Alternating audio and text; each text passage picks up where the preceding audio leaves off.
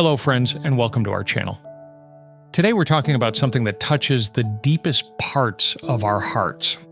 The moments when we feel shattered, when we wonder if our brokenness has disqualified us from God's blessings. Our main scripture for today's video is Jeremiah chapter 30 verse 17, where God declares, "But I will restore you to health and heal your wounds, declares the Lord." Let's explore this truth together. Maybe you're carrying wounds that no one else can see, emotional scars, spiritual battles, or the weight of past mistakes. But here's the beautiful truth we're diving into today. You are not too broken for God to bless. In fact, your brokenness might be the very place where His glory is about to shine through. We all carry cracks, don't we? Some are visible, others hidden beneath our smiles and Sunday morning greetings. There are seasons when life doesn't just shake us, it shatters us completely. Maybe it was betrayal from someone you trusted, a loss that left you hollow, or choices you made that you can't seem to forgive yourself for. In those moments, when you look at the broken pieces scattered around you, it's easy to believe the lie that you're too damaged, too far gone, too broken for God to use or bless. You might feel like damaged goods, like something that should be thrown away rather than restored. But that's not how God sees you. While we see fragments and failures, He sees potential and purpose. While we see ruins, He sees the foundation for something remarkable.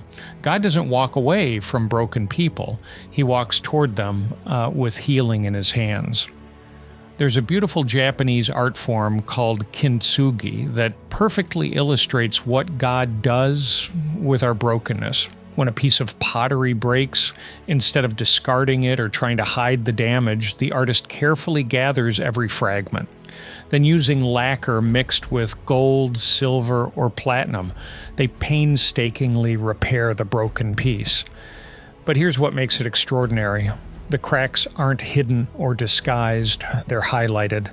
The very places where the pottery was most damaged become the most striking features of the finished work.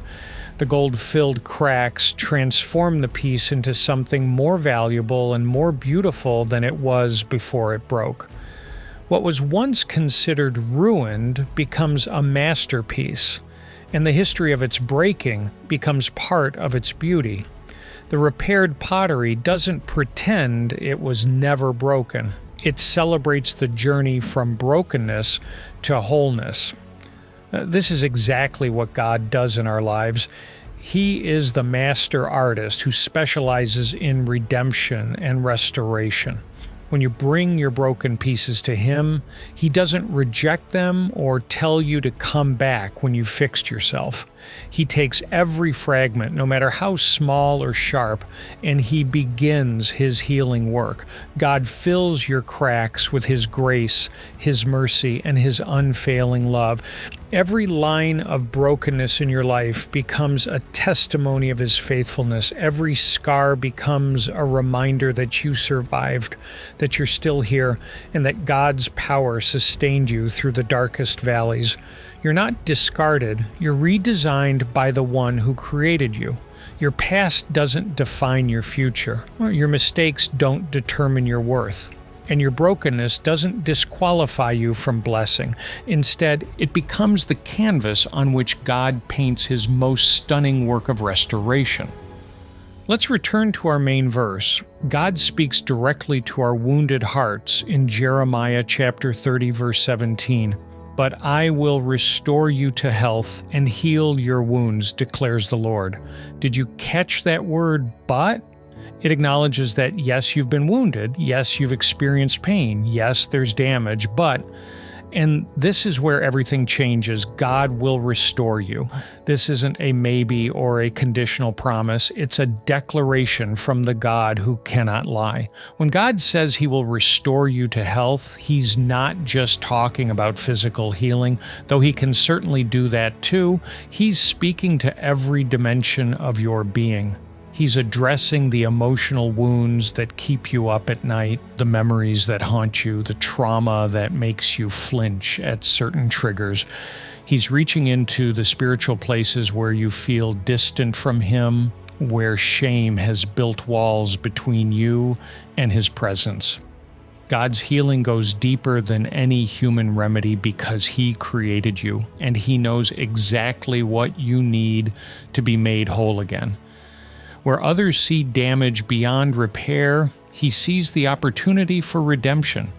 Where medical science reaches its limits, His power continues. Where human understanding fails, His compassion fills the gap. Sometimes the deepest wounds aren't the ones people can see. You can have physical health and still be dying on the inside. You can smile in public while carrying crushing pain in private. The world sees your achievements, but only you know the battles you fight in the quiet moments. These invisible wounds, the betrayal that shattered your trust, the guilt that won't release its grip, the years of silent suffering that no one acknowledges. These are the very places where God's healing power works most powerfully. He reaches the parts of you that no doctor can examine, no counselor can fully access, no friend can completely understand. God goes deeper than surface-level fixes. He doesn't just put a bandage on your pain. He enters into your suffering and brings resurrection life to dead places. The emotional scars that others minimize, God takes seriously. The spiritual battles that feel invisible, God fights alongside you. The relational wounds that seem too complex to untangle, God has the wisdom to restore. Nothing is too broken for Him to heal. No wound is beyond His reach. No scar is outside His redemptive plan. Here's a truth that might surprise you. Brokenness often comes before blessing. Think about the pattern we see throughout Scripture and even in nature. Before God multiplied the 5 loaves and 2 fish to feed thousands, Jesus broke the bread. Before new life springs up in a garden, the seed must fall to the ground and break open. Before a caterpillar becomes a butterfly, it must dissolve completely in the cocoon. Before clay becomes a vessel fit for the master's use, it must be crushed, shaped, and fired in the furnace. Your breaking isn't punishment. It's preparation for something greater than you can imagine right now. God isn't wasting your pain. He's not overlooking your struggles or minimizing your suffering. Instead, He's taking everything you've walked through and weaving it into a testimony that will encourage others, a strength that will sustain you through future challenges, and a depth of character that only comes through tested faith. The very thing the enemy meant to destroy you is becoming the foundation for your next level of blessing. What was supposed to end your story is actually transitioning you into a new chapter of purpose and power. Maybe right now you feel too far gone. The shame feels too heavy. The mistakes feel too big. The pain feels too old and too deep to ever truly heal. You've been broken so many times that you wonder if there's anything left to restore. You look at your life and see a collection of fragments. Can't imagine how God could possibly make something beautiful from this mess. But listen to me, if you give those pieces to God, He will form something stronger than what existed before. The pottery repaired with gold is more valuable than the original piece. The healed wound becomes the strongest part of the body, and the person restored by God's grace carries a testimony that no one who hasn't walked through brokenness can share. You are not defined by your cracks. You're not identified by your worst moments or your deepest failures. You are defined by the one who holds you together, the one who calls you beloved, the one who sees you as worth redeeming.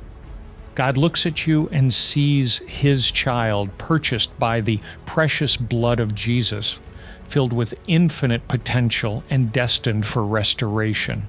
Let me remind you of 3 powerful promises from God's Word that reinforce this message of restoration. First, Isaiah chapter 61, verse 3 says, "To bestow on them a crown of beauty instead of ashes."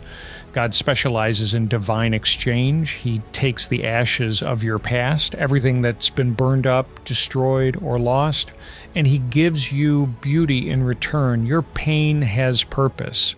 Your test becomes your testimony. Your mess becomes your message. 2 Micah chapter 7 verse 8 declares, "Though I have fallen, I will rise. Though I sit in darkness, the Lord will be my light." This verse is a declaration of resilient faith. Yes, you fell. Yes, you're in a dark season. But that's not the end of the story.